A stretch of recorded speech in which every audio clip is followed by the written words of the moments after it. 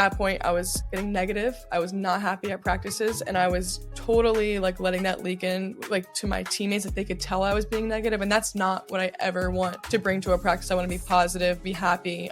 Wasn't taking care of myself. I put on some weight. I wasn't putting my physical attributes first, so I was starting to become a person that wasn't me. Did you ever hit a wall? And if you did, what was it? And how did you deal with it? Again, stepping back, being removed, I can appreciate who I was for that team and my role in our success.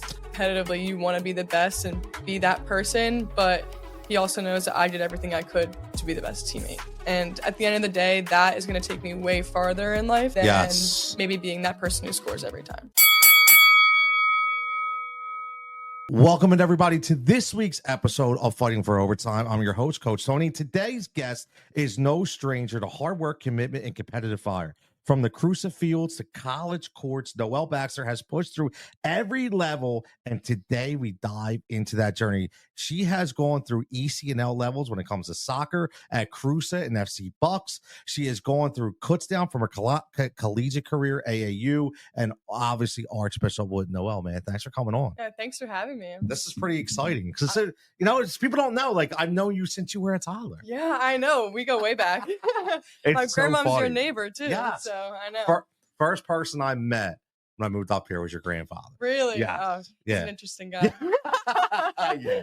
To say the least. Yes. But very, very, very awesome people. And I will say this, like, I've never, full transparency, and you know this, but I've never watched you actually play. However, social media, when it's used the right way, I always say is great because of your mom posting. And I feel like I followed you all the way through your collegiate career. Yes. Which is pretty cool, man. Yeah, it's so cool. And Wood brings a lot of opportunities. We have like rare footage sports coming to our games, PA girls hoops. So there's a lot of coverage now on women's sports, especially at youth. And it's awesome. It's good to see. It's so great. I was in, where was I? I was in Lancaster. I was at a sports store, and it was like all different kinds of plaques. And it was the first time I saw a Caitlin Clark jersey, like just hanging up. And I was like, wow, it's coming. Yeah. Like it's finally coming. You know what I mean? Yeah. It is. It's amazing. It really is. And what we do on this podcast is we talk about obviously your accolades, but also, some anxiety that maybe you, something, mental struggles you went through, because we all go through it. I tell people that all the time. Coaches, parents, children. You mentioned you played for a pretty highly esteemed program at Archbishop Wood. Yeah. And we're going to get to that. But first, you started out soccer, yep. Right? And you played for a pretty prestigious level at ECNL level, which people don't realize it's above travel, yep. Right? It's pretty elite for FC Bucks. So what were kind of your memories from soccer? Yeah, definitely. So soccer was my first love in sports. I love soccer. My parents put me in ballet when I was 3, and I very quickly learned that wasn't my thing. Yeah, so maybe that's where I got it. But my mom told me I look like a linebacker, so I guess it didn't work out very well. Man, we definitely got to cut that for real.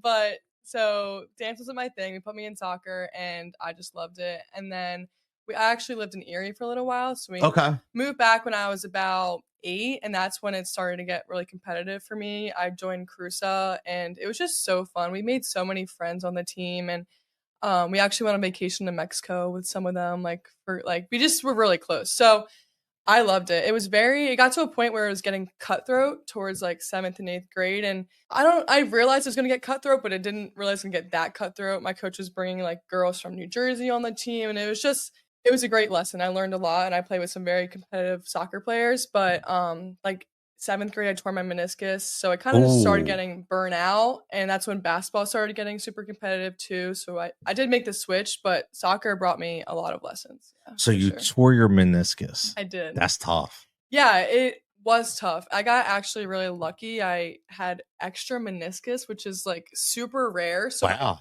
Recovery time was not that bad, but it was definitely my first major injury, and it was tough for me. It's tough, like you gain a little bit of weight, and when you're not playing, you lose some of that skill. So coming back was tough, and that's eventually when I made the switch to full basketball. But yeah, it was tough. Now, did you come back to soccer first, or did you go right to basketball? I did. I started like guest playing for like Warrington, and I think VE I played a couple of tournaments for too, because I just wasn't sure if I was ready to give it up yet, but I couldn't commit to the full FC Bucks experience.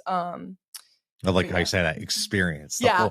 So let me ask you this. So you tear your meniscus and you've already said before that you start to see how cutthroat it was getting, right? They're bringing other people in.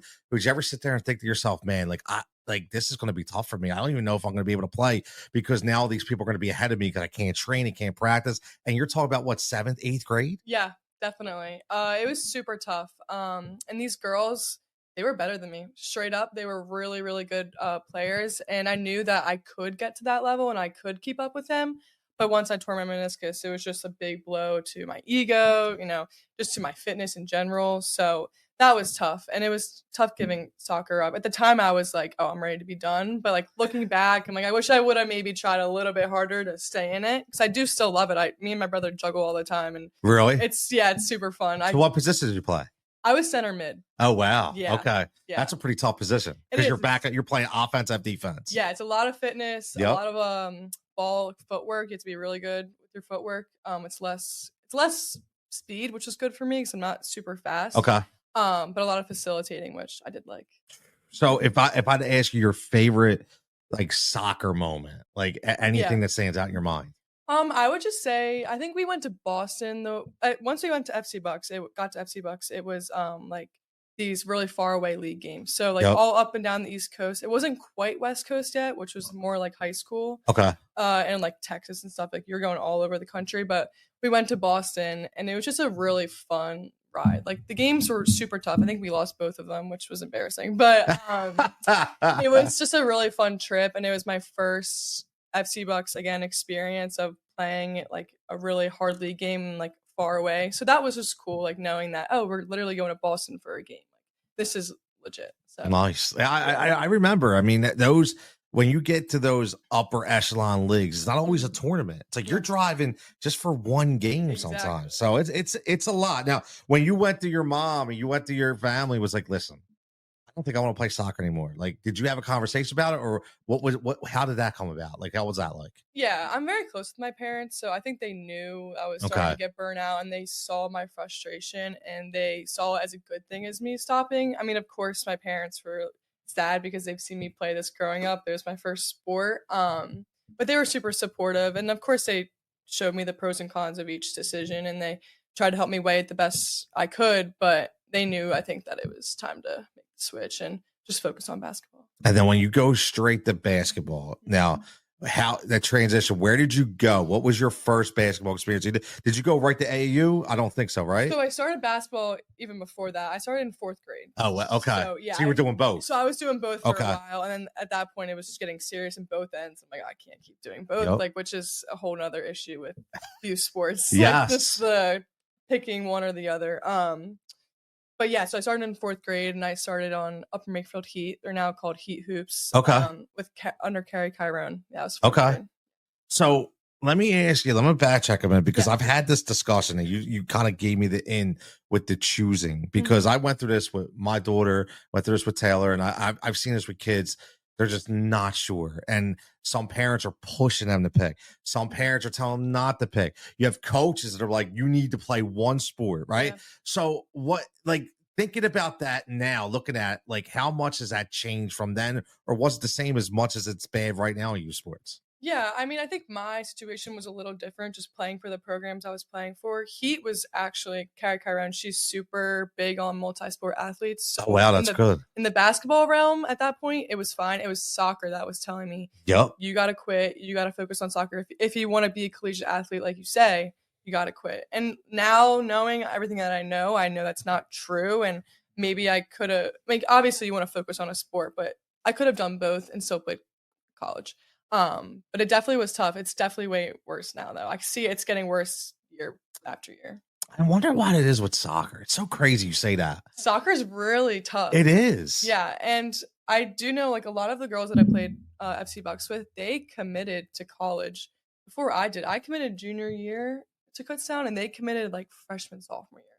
So these girls almost know their future when they're 14, 15, which is another scary thing. These girls are making these decisions to go to college when they're so young. Yes. But I mean, for soccer, that is just the norm. And if you're not, it's like, oh, what am I doing wrong? But I love how you said that now that you look back on it and say, I could have done both. Yeah. Right. So that's a message I tell parents all the time. Like, you be involved, right? Like, make sure you're involved, because just because the coach isn't the end all be all, let's be honest. Like, you still have to insert yourself into the conversation, right? And know what's best for your kid. Now, how, like, you mentioned heat hoops, and you mentioned Coach, who what was her name again? Coach Kari. Yeah. So I see you light up when you talk about her. So you must have really liked her. So what kind of stamp did she put on your career? Yeah, definitely. She was my first basketball coach, and when I started basketball in 4th grade, I was honestly a little behind with the girls that were already playing. It's my first time picking up a basketball ever, and I wasn't very good. And for me, I don't like not being good at things. Like, I love it. Ego. Especially after soccer. I'm one of the best in the soccer team, and I'm good at basketball. I'm like, oh, I don't even know how to dribble. Gotta take a step back. Yeah, I'm like, this is a learning experience. But she taught me the fundamentals of basketball, and that's something that's also overlooked, and we can speak on that later. It's just learning the fundamentals. And like, now I feel like everything just gets so fancy, but she taught me the basic fundamentals of basketball. She taught me I could be a multi-sport athlete. And she really put an emphasis on my ball handling, which is something that I think to this day I still have.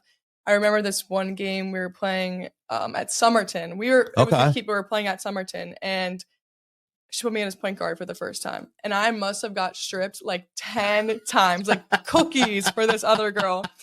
And if you're a basketball player, you know that is the worst thing to happen to you. And my family was there, but she believed in me. She kept me in. And although I felt like crap after, it's such a learning experience for me. I like that. I like that, because she didn't right away yank you out. She didn't right away. She let you fight through it, which builds that lets you fight through adversity right live on the court, right? Exactly. So now that was a lot of people right now have a bad taste in their mouth when it comes to AAU. And I think I have no experience with it whatsoever. That's why I want to ask you. Yeah. So I see a lot of crazy fights with parents. I see a lot of Del Carey had come out and was like, listen, I pulled my kids out of AAU. I didn't want them playing. It was too much of a commitment. What was your AAU experience for those, just for you specifically? How did it work for you? Yeah, I didn't have any issues with AAU. I loved it because it took basketball to a new level. It was every weekend you were playing in tournaments, and it wasn't just one league game. It was 4 games in a weekend, 5 games in a weekend. So for me at the time, that was great because I loved it, and I was starting to really find my love of basketball. But I will say, in the later years, it became a lot of a money scheme, and I did coach AAU last year. Oh, did you? For Coach Mike for Magic. Nice. Yeah, I should have told you that before. That's awesome. But yeah, so, and it was cool because I'm coaching these Wood girls too. It's just awesome experience, but I can see how much money they're paying through a weekend, and it's ridiculous. And there has been talks of lawsuits about it too, and these people that are at the clocks doing the games, they're not even paying attention, and they're letting the time run, and these girls are paying how much to get in front of college coaches to play, just the experience of playing in general. Who cares with the college coaches? But and they're just letting time waste. So I definitely would say the money part of it has gotten to be a bit ridiculous, but I do still think that AAU is great because you learn a lot of things you don't learn in high school, I would say. No, it makes, I mean, listen, it seems like it's a very valuable resource if used the right way. And right now it's just, unfortunately, I think there's probably programs out there that are probably great, but there's also the other programs, like you said, there are a lot of money grabs because that when you get into paid coaches, then got the whole NIL getting involved now, where players are like, look, I need to be branded properly. I know I'm going to get money. I mean, I know kids in high school that are getting NIL deals, which is crazy. It's crazy. I mean, the money changing hands right now is just it's astronomical. But you then go to Wood, and let's speak the Wood way, right? You had a very big a lot of accolades just from a team standpoint for Wood while you were there. Yes, for 4 years, right? Full 4 years. What was that experience like? Because from afar, it looked phenomenal. Yeah. I mean, it was amazing. The 4 years were amazing. There was a lot of ups and downs, but playing for Wood on the front of your jersey is like no other pride I've ever experienced. You get into this program, and I don't even think I realized, I've heard things about it, but when I got in, you don't realize until you're there. Every day is just like a battle in practice. You're earning your spot, and Coach Mike would tell you this. He tells everyone this. Even if you're a senior and you played all 3 years, if you're not coming to practice that day, you might not play. It doesn't matter what you did in the past. It matters what you're doing right now. And I was playing with some of the best competition in PA every single day at practice. So you could imagine the mental and physical toll it took, but you can also imagine how much I grew as a player and how much I learned. And even though it could be really tough some days, it made me the player who I am, absolutely.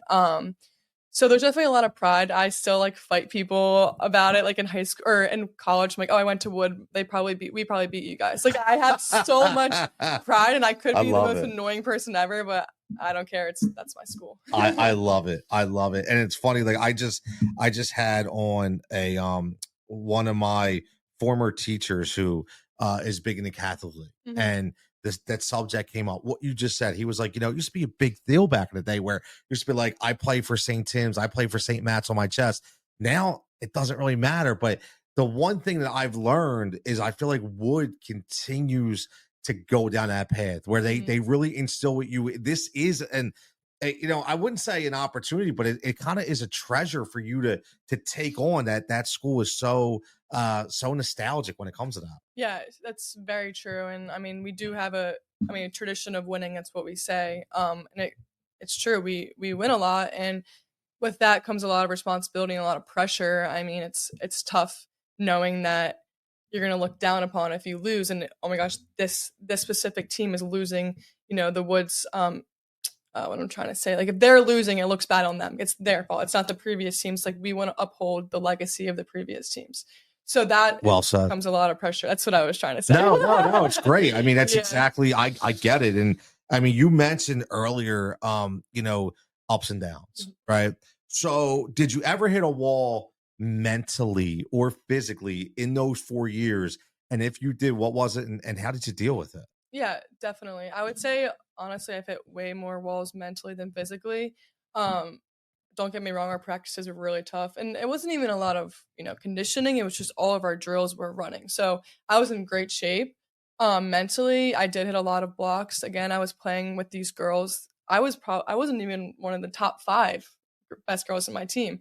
And I'm not saying I was a good basketball player. I played Division II basketball, but I was just surrounded by Caitlin Oriole, Villanova, Ryan Allen, Vanderbilt, Villanova, Dana Kiefer went to Bryant, Izzy Larson went to Northeastern. So I'm surrounded by all of Breba, went to Quinnipiac, all of these really, really good basketball players. So it was so hard not to compare myself every day.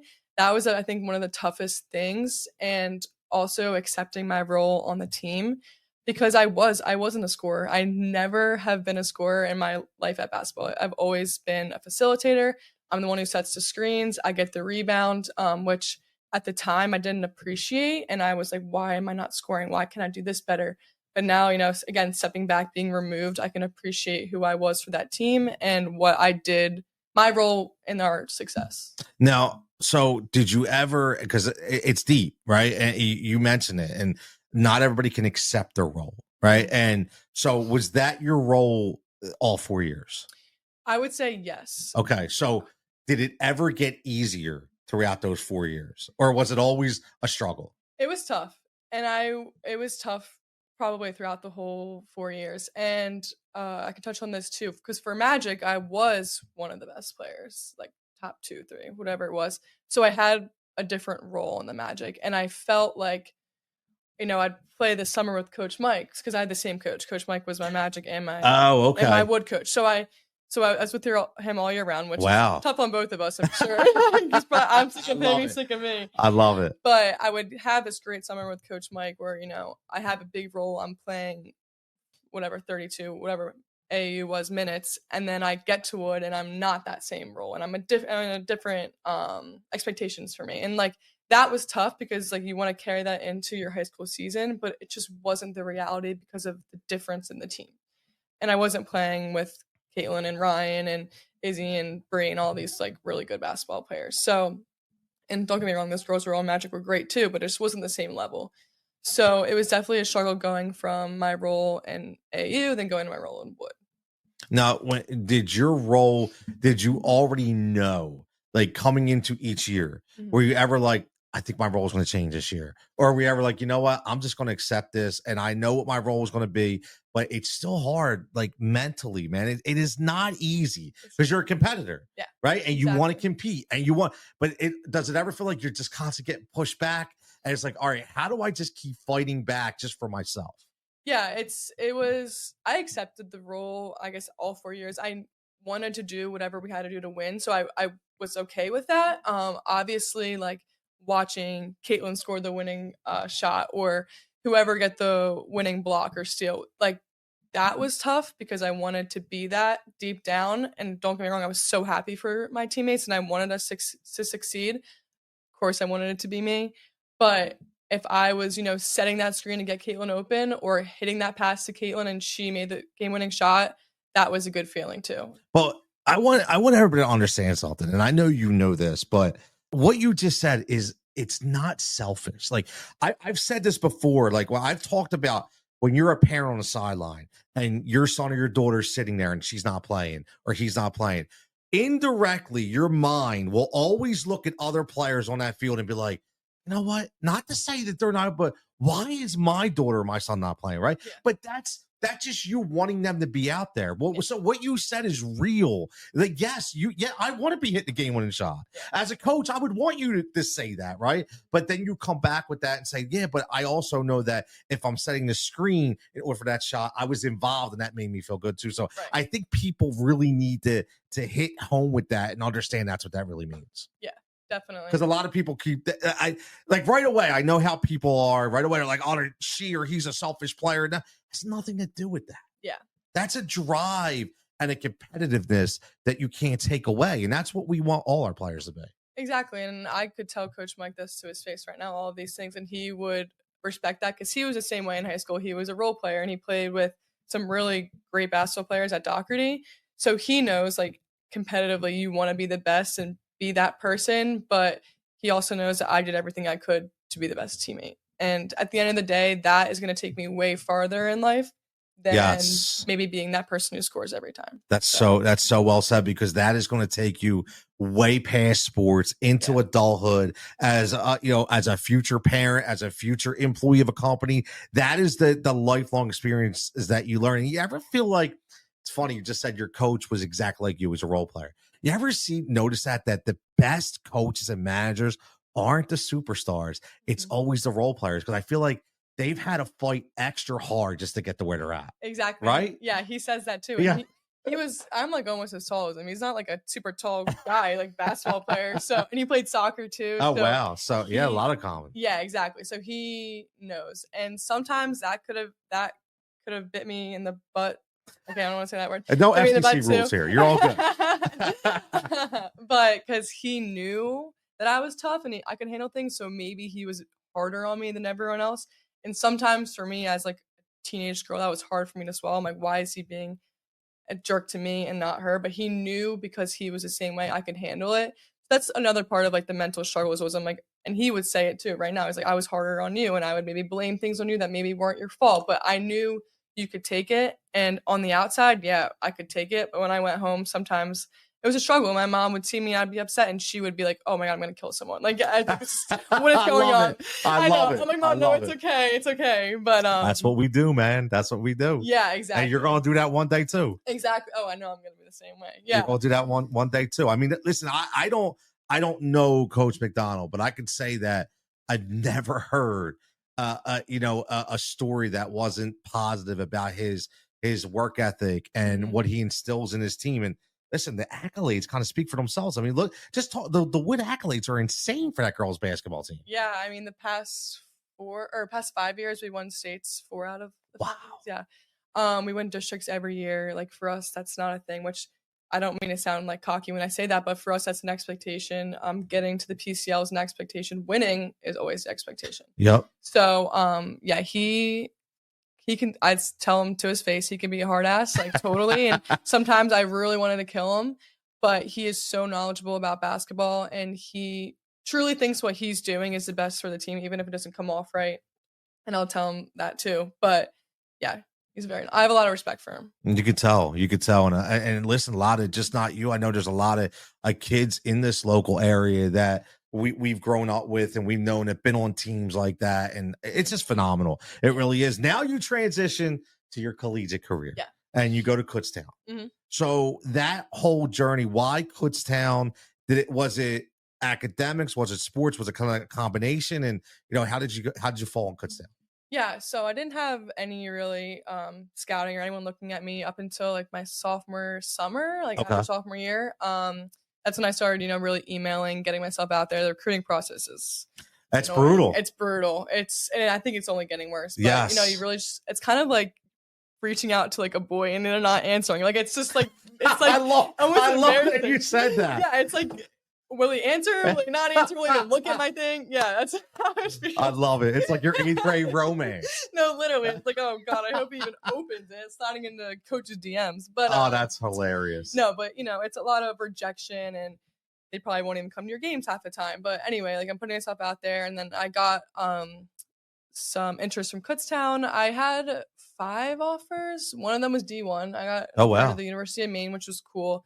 A little too far for me. But yeah, so I chose Kutztown because I had a couple of friends that went there too. Annie Whalen, she went to Wood. She played at Wood, and then she played at Kutztown. Oh, wow. Okay. She was 2 years older than me. Her sister, Casey, went to Basil's. I knew her.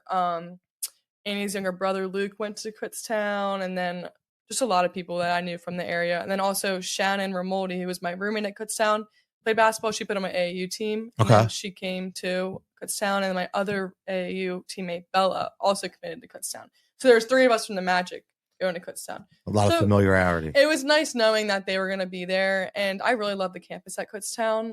It's beautiful up there. It's a small little college town.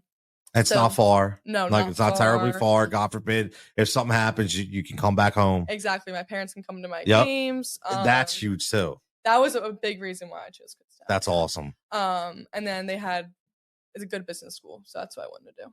That's all. So when you went there, how did that environment differ from being with Wood and doing the Wood way, and now you're going to Kutztown? Like, what was the transition like? It was definitely different.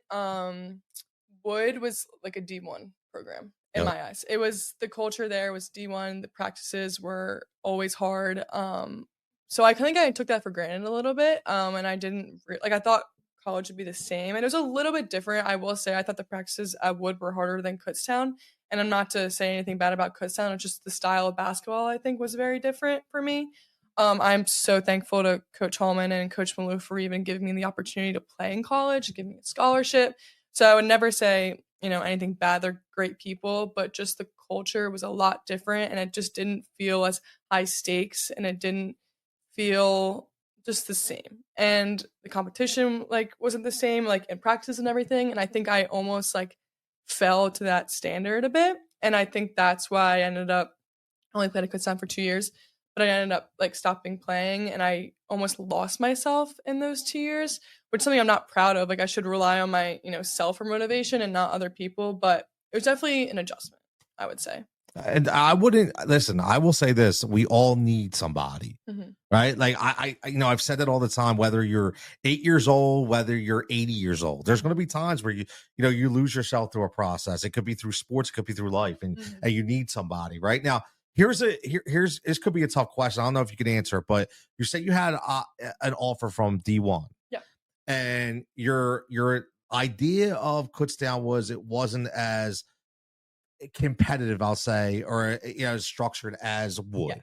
Do you think that you would have been different if you went to the D1? Do you think your mindset would have shifted a little bit, and you wouldn't have fell back, and you would have went all 4 years? I think so. I think I maybe would have been not as happy in other aspects, which is why I don't regret not choosing Kutztown. Love it. But the program at Maine ran the same offense that we did at at Wood. Okay. And that was something that I played for all 4 years, plus AAU, because we ran the same offense in AAU. So I was really, really good at running that offense. I knew all the reads, all the backdoor passes, all those things I was good at. I think my game would have translated a lot better at Maine. Okay. And because at Kutztown, we just ran a completely different offense. It wasn't a fluid offense, so it was just different. Okay. I'm not saying that's wrong, but it's just different from my style of playing too.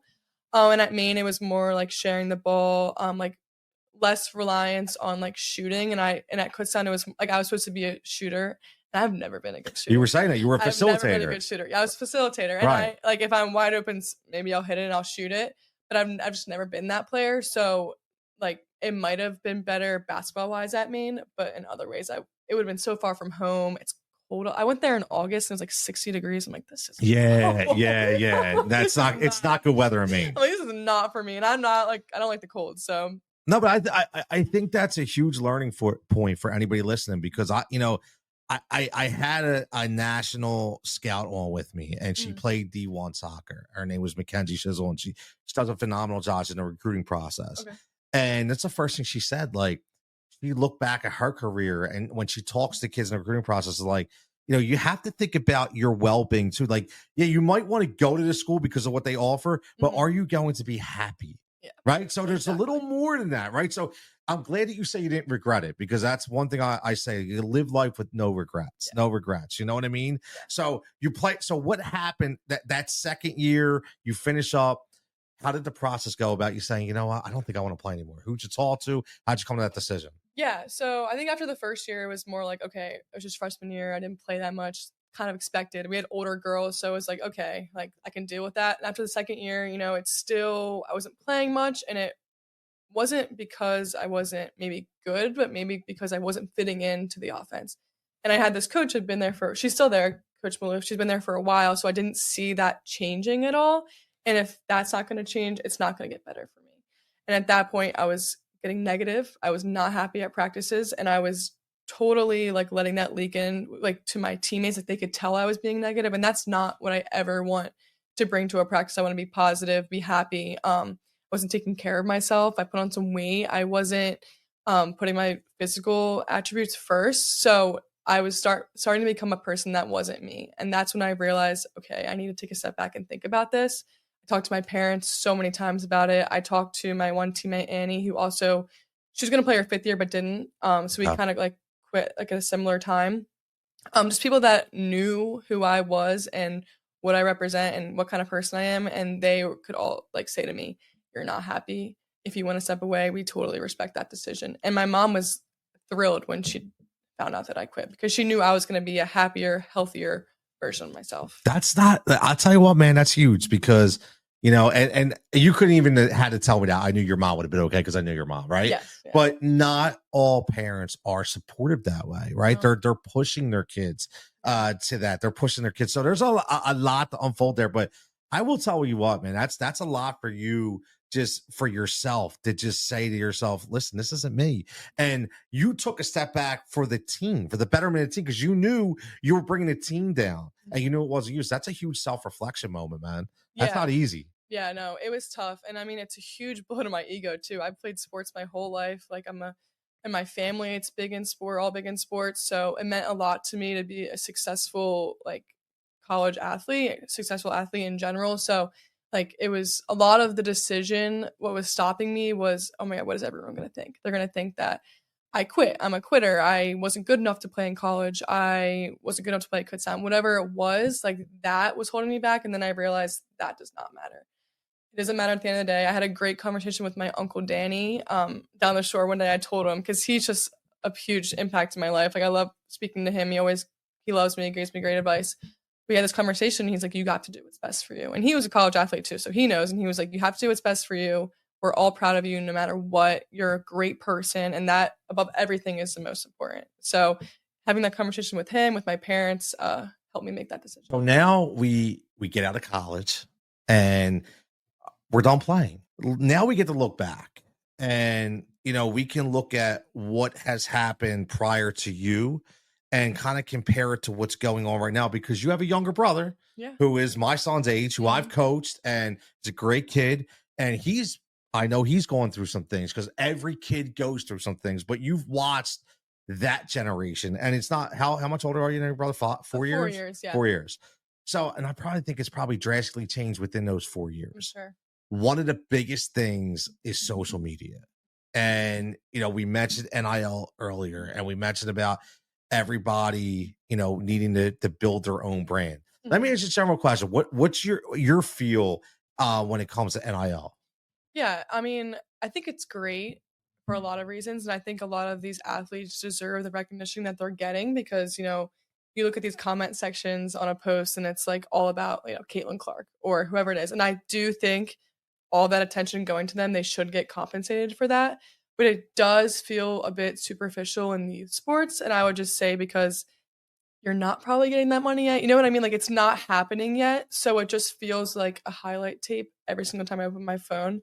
And it takes away from the real purpose of sports, which is, I mean, of course, if you're playing a team sport, which is being a good teammate, being a good person, being a good student athlete, all those things. And I think that is something I would like to see change a little bit so we can bring these kids like a little bit down to earth, you know, like, yes, it's important to be a good basketball player, but it's also important to be a good person. It's important to be a good teammate, be a good player for your coach, be coachable. So I definitely see a big difference in that. Even from there was these highlight tapes and things, but now these kids have full blown Instagram pages just for their sport. Yeah, and I've never seen that before. Like, yeah, it was Twitter back then, and that was a big thing. But like these full Instagram pages, and you know, I do think it teaches important lessons, and it teaches good lessons in marketing for sure. But and like sticking up for yourself and putting yourself out there. But it has gotten a bit extreme, I would say. I completely agree. Like, I was always a proponent of, and a college athlete, people are making money off their name. We know that, right? Penn State is sold out for the next 10 years. They're bringing in millions of dollars based on those athletes. And some of those athletes, I've always said, listen, these guys, these girls, they have full rides, but in order to keep that full ride, the practice regimen, the workout schedule. I mean, you know, I'm not telling you anything you don't know, right? How do they work and make money? So I've always said, like, I feel like they should get paid. Yeah. But this is a different level. Yeah. And you said it's starting to really embed itself into the culture. And I think that's why coaches have the hardest role right now. And speaking of social media, a lot of those accounts are run by parents. A lot of those are run by private entities, right? So looking at just social media in general, can it be the absolute downfall for some of these younger players looking to get scouted to the next level? I think it can if, you know, these coaches are coming to your games and they see your parent yelling in the stand like a crazy person. If I'm saying like now there's so much access to knowing who everyone is and, you know, what they're posting and what they're commenting back to. If they curse, like if I was a coach and I saw that, I'd be like, oh, I don't think I like that. I'm not saying cursing's bad, but I'm just saying in general, like there's a lot more opportunity to mess up now as a kid, especially with social media. So I think, you know, we have to teach kids to be careful and to maybe not implement it so young into the sports. High school, I get it. It's more like for college. But anything below that, I think is a bit ridiculous because I do think it takes away from the culture. Yeah, it really does. And listen, the Eagles have been successful as a football team by saying what? Listen, if you have a domestic violence issue, we don't want you. If you, they're like, I don't care how good you are. Yeah. So it's not saying that you won't get drafted or picked up, but you might not get to play for the team that you want to play for, all because of the image that you. So it is such a huge thing with social media, but it also brings the whole burnout perspective, not just from sports, but constantly being on your phone, constantly being on there to upload your highlight reel. And I mean, I'll tell you what, like I'm burnt out myself. Like I don't know how kids now they do it, but just from a sports perspective, like I've talked to so many athletes, and I'm sure, did you have private training? Yeah. Okay. Yeah, a little bit. Coach Mike trained me a lot, but okay. Yeah. So how many days a week would you say there were normal 7 days that you were touching a basketball? I mean, almost during the season, every day. And how many, like, when you talk about structured training, practices, or games, what would you say out of 7 days? 6. Did you ever feel burnout? Oh, absolutely. So, and that was at as young as what age? Yeah, I guess high school was when it really, like 13, 14 is when it was like every day. But I still, again, 7th, 8th grade, I was training all the time. But that was what you loved, right? Yeah. Mm-hmm. So did that passion, is that the only thing that kept you going at that time? Yeah, I would say the want to get better and be the best. And like from, I guess, when I was 6th grade, my parents started putting like the college aspect into my mind because they said, of course, if you want to play, we'll support you. But if that's an option for you, I think you could get there. And once I heard that, I was like, okay, now I'm playing for my scholarship. I'm playing so I could be the first collegiate athlete in my fit, whatever it was. I like that because I think, you know, a lot of people take that the wrong way. And I've said this before, like, I think it's like 1.3% of the episode. I think 1.3% kids get a Division I opportunity, right? Mm-hmm. So I would always hate the parents that would come to me as a coach, my kid's going to play Division 1, but it bothered me, right? Like, I get it. I'm not, trying to rain on your parade, but it's like, do you understand how much of a hard task it is to get to that point? Yeah. Now, as well as I do, whether as another player, as a coach, you can point out and you can be like, wow, that kid's special. There's something going on there. Yeah. Like, you could see it. So I love that, like, your parents are like, look, you have an opportunity, and then you took that ball and you ran with it. Yeah. Now, what about the players that right now that don't have anywhere to play? And what I mean by that is I've come up with a whole episode about there is no more rec league anymore. There is no more. I mean, yeah, there's CYO, but it's really watered down. Everything has to be a travel program, right?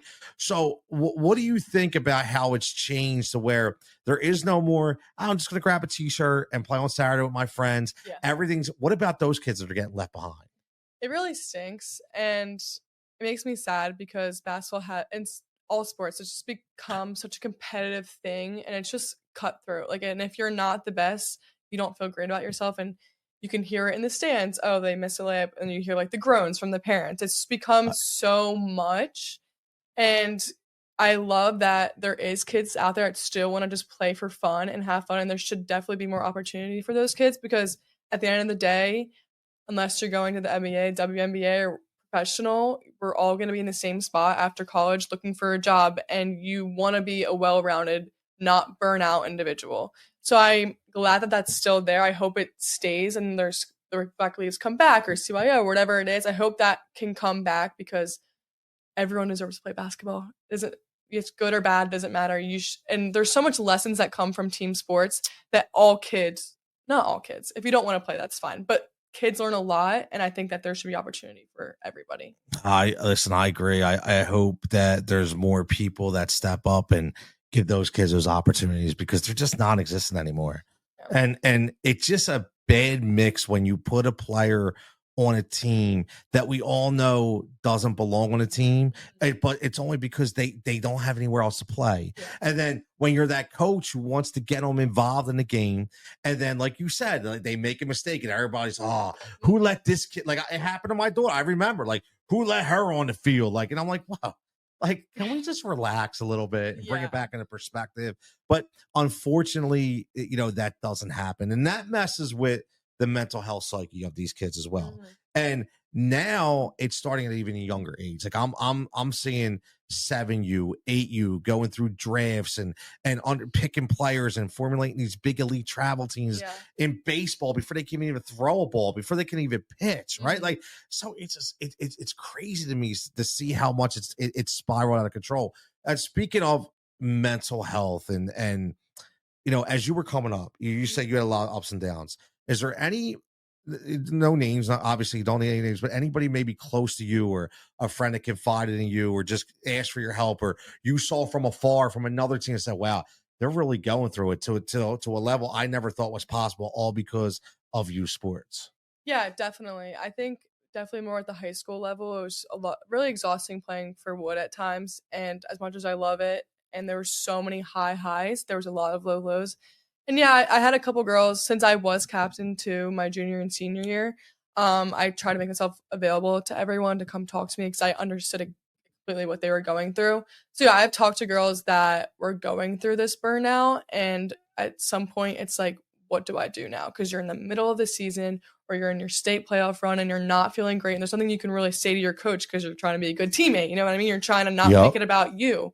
So I think me making myself available was good for those girls, and I had that too. We had great seniors, but upperclassmen. But yeah, I definitely seen a lot of girls struggling, and it's hard because you don't want to make it about yourself. You want to be a team player, but at some point you do have to put yourself first. Now, do you think it is easier to have kind of like a colleague, so to speak, a teammate, somebody that is your age, has been through it, than somebody above them, like a parent or a family member, to be able to help them through it? Yeah, definitely. I think, my parents know me the best. However, like, I talked to my one friend, Annie, a lot about Kutztown, because she went to Wood and Kutztown, and we were very close. We're still really good friends. but she knew exactly, she saw what was happening. She was in practice every day, seeing what I was going through. My parents don't go to practice. You know, they go to the games and they see what happens in games. And as much as they know me, she knew me very well as a basketball player too. So I think it's important to have people, and especially people with your best interests in mind, I will say, because that can get mixed up too. Like, you can talk to someone who maybe who is the same position as you, like maybe they don't want to see you succeed. I'm not saying that's a malicious thing. Maybe it's not even conscious for them. No, it's that's true. Yeah, but that's true. Yeah, make sure the people that you're speaking to want your best interest in mind. Not looking for a rise out of you. Not looking for you to get mad at your coach. Just want what's best for you. I love that, because it is true. Because you just don't know. Yeah. You can't just confide in anybody, right? And I think it's great, the rise of psychology in sports. Every team has a sports psychologist now. I think that's so big. And did you ever notice, and I think this is crazy, like, I know it's so hard for us to differentiate from superstar and average individual, but they also have a mental capacity that can be damaged too, right? Yeah. So it is big to be able to go through that. It really is. Now, before we have a little fun in here, if you were speaking to a 15-year-old kid, whether it be boy or girl, I want to say girl, because I'm going to be honest with you. I say this because I am a father. I am a girl dad. Best job in the world, by the way. But, like, it's different, right? Oh, so I used to get arguments with coaches. I'm like, coaching girls is different. You have such a lower level of a line that you can cross, meaning their emotional, standpoint, right? So if you could talk to that 14, 15-year-old kid about anything, about your journey and what you learned about, what would you say?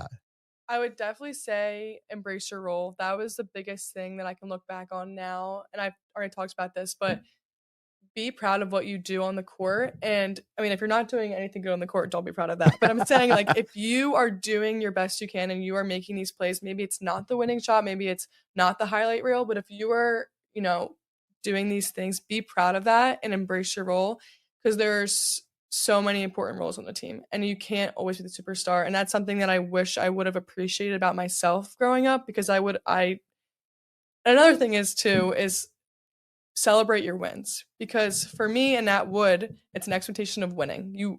Winning, it's like, oh, okay, we were supposed to do that. Like, obviously it feels good, and the championship games are a little different because it's a little bit more exciting, but like the districts every year, it's like, okay, that's expected. But now when I graduated college and I got my degree, my mom's like, oh, are you excited? I'm like, yeah, kind of, like, I guess it's cool. Like, but for me, it's an expectation. Instead, I should be celebrating my wins and celebrating everything. And I think that's something that we lose in kids, because we are saying you have to win. You have to be the best. You're on this team. Like, we're losing that celebration of wins. And I think that's something that kids should be doing more. That's huge, because I'll be honest with you. Like, I literally just went through that as an adult. Like I said to my son, AJ, I was like, dude, I feel bad. He's like, what do you mean? I was like, well, like, here you are, like, your last 2 years, everybody's fully transparent. Taylor graduated, Chris graduated. So I'm a very tough